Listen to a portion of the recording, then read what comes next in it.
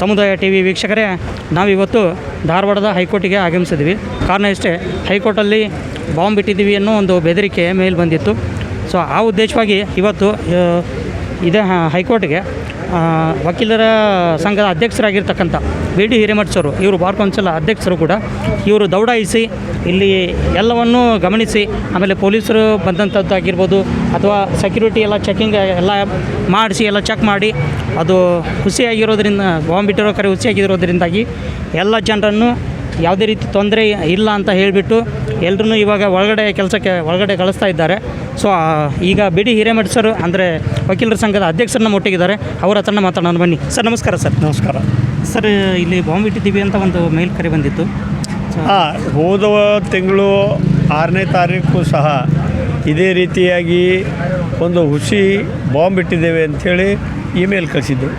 ಇವತ್ತು ಸಹ ಕಳಿಸಿದ್ದಾರೆ. ಇದು ಹುಸಿ ಅಂಥೇಳಿ ಗೊತ್ತಾದ ಮೇಲೆ ಕಾರ್ಯಕಲಾಪಗಳು ಪ್ರಾರಂಭ ಆಗಲಿಕ್ಕೆ ರಿಜಿಸ್ಟ್ರಾರ್ ಅವರು ನಮಗೆ ಹೇಳಿದರು. ಆ ಕಾರಣಕ್ಕಾಗಿ ಎಲ್ಲ ವಕೀಲರು ಬರ್ತಾಯಿದ್ದಾರೆ. ಎಲ್ಲರೂ ಅಂದರೆ ಎಲ್ಲರೂ ಅಲ್ಲ, ಕೆಲವು ಜನ ಮನೆಗೆ ಹೋಗಿದ್ದಾರೆ, ಕೆಲವರು ಇನ್ನೂ ಇಲ್ಲಿ ಒಳಗೆ ಬರ್ತಾಯಿದ್ದಾರೆ. ಆ ಕಾರಣಕ್ಕೆ ಕಲಾಪ ಪ್ರಾರಂಭ ಆಗಬೇಕು ಅಂತ ನಿರ್ಧಾರವನ್ನು ರಿಜಿಸ್ಟ್ರಾರರು ಮಾಡಿದ್ದಾರೆ. ಗೌರವಾನ್ವಿತ ನ್ಯಾಯಮೂರ್ತಿಗಳು ಸಹ ಕಲಾಪವನ್ನು ಪ್ರಾರಂಭ ಮಾಡಲಿಕ್ಕೆ ಉತ್ಸುಕತೆಯಿಂದ ಇದ್ದಾರೆ. ಆದರೆ ಆತಂಕದ ವಾತಾವರಣ ಏನಿತ್ತು ಅದು ಈಗಿಲ್ಲ. ಈಗ ಸರ್ಕಾರದ ಜವಾಬ್ದಾರಿ ಇದು.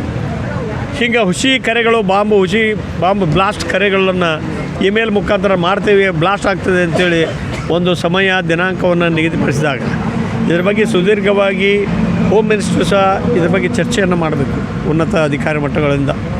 ಹಿಂದೆ ಆದಾಗ ಮುಖ್ಯಮಂತ್ರಿಗಳಿಗೆ, ಉಪಮುಖ್ಯಮಂತ್ರಿಗಳಿಗೆ ಹಾಗೂ ಸಚಿವರಿಗೆ, ಗೃಹ ಸಚಿವರಿಗೆ ವಿನಂತಿಯನ್ನು ಮಾಡಿಕೊಂಡ್ವಿ.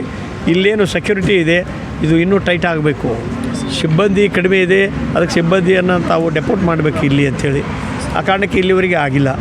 ಆದರೆ ಈಗ ಮತ್ತೊಮ್ಮೆ ವಿನಂತಿಯನ್ನು ಮಾಡ್ಕೊಳ್ತೇವೆ, ಬಜೆಟ್ನಲ್ಲಿ ಹೆಚ್ಚು ವ್ಯವಸ್ಥೆಯನ್ನು ಮಾಡಿ ಈ ಸೆಕ್ಯೂರಿಟಿ ಪರ್ಪಸ್ ಏನು ಹೈಕೋರ್ಟ್ಗಳಿವೆ, ನ್ಯಾಯಾಲಯಗಳಿವೆ, ಅಲ್ಲಿ ಅವು ಕೂಡಲೇ ಹೆಚ್ಚಿನ ಬಜೆಟನ್ನು ಎದಕ್ಕಾಗಿ ಸೆಕ್ಯೂರಿಟಿ ಪರ್ಪಸಸ್ಸಿಗೆ ಅಲ್ಲಿ ಒಂದು ವ್ಯವಸ್ಥೆ, ಡಿಜಿಟಲ್ ಇದರ ವ್ಯವಸ್ಥೆಯನ್ನು ಮಾಡಬೇಕು ಅಂಥೇಳಿ ವಿನಂತಿಯನ್ನು ಮಾಡ್ಕೊಂಡಿದ್ದೇವೆ.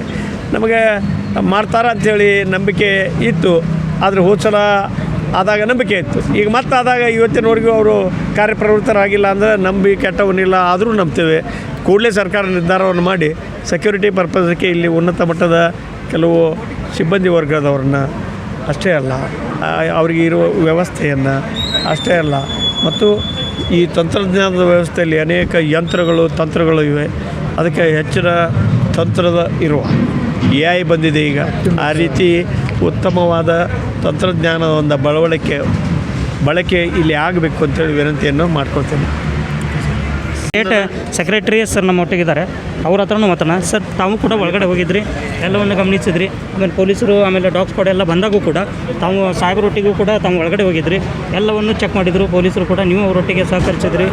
ಒಳಗಡೆ ಎಲ್ಲ ಓಡಾಡಿ ಯಾವುದೇ ಬಾಂಬುಗಳಿಲ್ಲ ಅಂತ ಗೊತ್ತಾದ ಮೇಲೆ ಜನರಿಗೆಲ್ಲ ಇಲ್ಲಿ ಒಳಗಡೆ ಕೆಲಸ ಮಾಡುವಂಥ ಎಲ್ಲ ಕೆಲಸಗಾರರಿಗೂ ಒಂದು ಅಭಯ ಹಸ್ತ ನೀಡಿ ಒಳಗಡೆ ಕಳಿಸಿದ್ದೀರಿ ಈಗ. ಸೊ ಬಾಂಬ್ ಇಟ್ಟಂಥ ಈ ಮೇಲನ್ನು ಮಾಡಿದ್ಯಾರು, ಅದ್ರ ಬಗ್ಗೆ ಏನಾದರೂ ಮಾಹಿತಿ ಸಿಕ್ಕಿದೆ ಸರ್?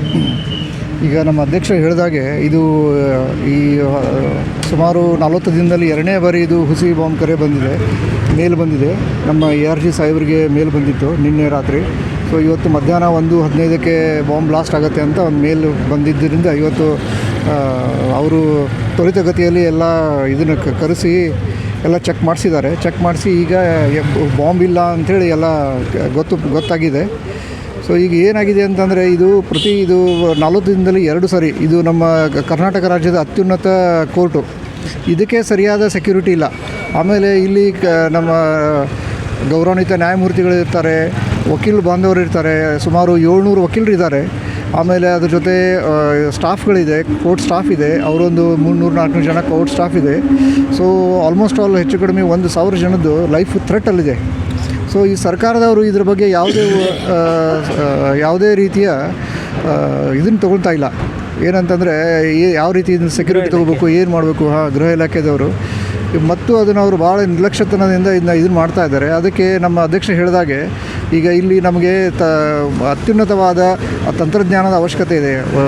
ಎಲ್ಲ ಬಾಂಬ್ ಸ್ಕ್ವಾಡ್ ಎಲ್ಲ ಚೆಕ್ ಮಾಡೋಕ್ಕೆ, ಇದನ್ನು ಮಾಡೋಕ್ಕೆ. ಇಲ್ಲಿ ಈಗ ನಾವು ನಮ್ಮ ಈ ಪೊಲೀಸರ ಜೊತೆ ಎಲ್ಲ ಮಾತಾಡಿದಾಗ ಅವ್ರು ಹೇಳಿದರು, ಸರಿಯಾದ ನಮಗೆ ಫೆಸಿಲಿಟಿ ಇಲ್ಲ, ಆಮೇಲೆ ವೆಹಿಕಲ್ಸ್ ಇಲ್ಲ ಚೆಕ್ ಮಾಡೋಕ್ಕೆ, ಆಮೇಲೆ ಸ್ಟಾಫ್ಗಳಿಲ್ಲ, ತುಂಬ ಕೊರತೆ ಇದೆ ಅಂತ ಅವರು ತಮ್ಮ ಇದನ್ನು ಅಭಿಪ್ರಾಯವನ್ನು ವ್ಯಕ್ತಪಡಿಸಿದರು. ಸೊ ಈ ಮುಖಾಂತರ ನಾವು ಏನು ಬಯಸ್ತೀವಿ ಅಂತಂದರೆ, ಇಲ್ಲಿ ಸೆಕ್ಯೂರಿಟಿಯನ್ನು ಹೆಚ್ಚಿಸಬೇಕು. ಆಮೇಲೆ ಎಲ್ಲ ನಮ್ಮ ವಕೀಲ ಬಾಂಧವರದು, ಆಮೇಲೆ ಗೌರವಾನ್ವಿತ ನ್ಯಾಯಮೂರ್ತಿಗಳದು, ಆಮೇಲೆ ಸ್ಟಾಫ್ಗಳದ್ದು ಎಲ್ಲರದ್ದು ಜೀವ ಒಂದು ಲೈಫ್ ಥ್ರೆಟ್ ಇದೆ. ಅದನ್ನೆಲ್ಲ ತಾವು ಗಮನದಲ್ಲಿಟ್ಕೊಂಡು ನಮಗೆ ಅತ್ಯುನ್ನತ ಆಮೇಲೆ ಹೆಚ್ಚಿನ ಸೆಕ್ಯೂರಿಟಿ ಕೊಟ್ಟು ಇನ್ನು ಮುಂದೆ ಈ ರೀತಿ ಆಗದ ಹಾಗೆ, ಆಮೇಲೆ ಈ ಥರ ಯಾರು ಮೇಲ್ಗಳನ್ನು ಕಳಿಸ್ತಾರೆ ಇವರು ಯಾರು ಅಂತ ಗೊತ್ತು ಹಿಡಿದು ಇವರಿಗೆ ಸರಿಯಾದ ಶಿಕ್ಷೆಯನ್ನು ಕೊಡಬೇಕು. ಯಾಕಂದರೆ ಹೋದ ಸರಿ ಕಳಿಸಿದ ಮೇಲ್ ಯಾರಂತ ಇನ್ನೂ ಇವರು ಗೊತ್ತುಪಡಿಸಿಲ್ಲ. ಸೊ ಇದು ಒಂದು ವಿಚಾರ ಮಾಡುವಂಥ ಸಂಗತಿ ಇದೆ.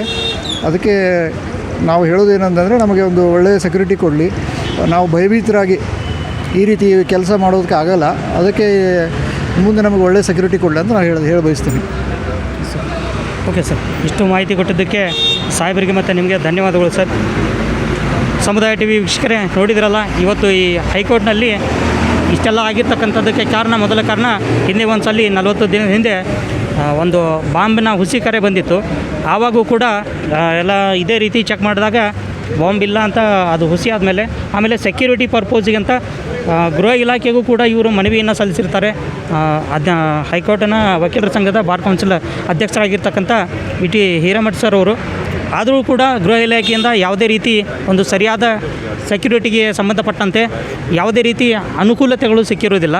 ಸೊ ಹಾಗಿದ್ದ ಮೇಲೆ ಈ ರೀತಿ ಬೆದರಿಕೆ ಕರೆಗಳು ಇನ್ನೂ ಹೆಚ್ಚಾಗ್ತಾ ಹೋಗುತ್ತೆ. ಮತ್ತು ಇಲ್ಲಿ ಕೆಲಸ ಮಾಡ್ತಾ ಇರ್ತಕ್ಕಂಥ ಪ್ರತಿಯೊಬ್ಬ ವರ್ಕರ್ಸು, ವಕೀಲರು ಮತ್ತು ಪೊಲೀಸರಿಗೂ ಎಲ್ಲರಿಗೂ ಕೂಡ ಒಂದು ಫ್ಯಾಮಿಲಿ ಅನ್ನೋದಿರುತ್ತೆ. ಸೊ ಹಾಗಾಗಿ ಅವರಿಗೂ ಕೂಡ ಒಂದು ಪ್ರಾಣ ಭೀತಿಯಿಂದ ಕೆಲಸ ಮಾಡ್ತಕ್ಕಂಥದ್ದು ಒಂದು ಸಂದರ್ಭವಾಗಿ ಇದಾಗಿದೆ ಅಂತ ಹೇಳ್ತಾ ಇದ್ದಾರೆ.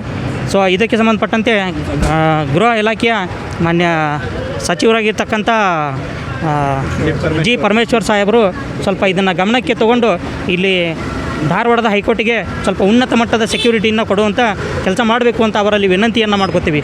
ಸೊ ನೋಡ್ತಾ ಇರಿ ವೀಕ್ಷಕರೇ, ಇದೇ ರೀತಿ ಸಮುದಾಯ ಟಿ ವಿ, ನಾನು ಚಂದ್ರಗೌಡ ಪಾಟೀಲ್.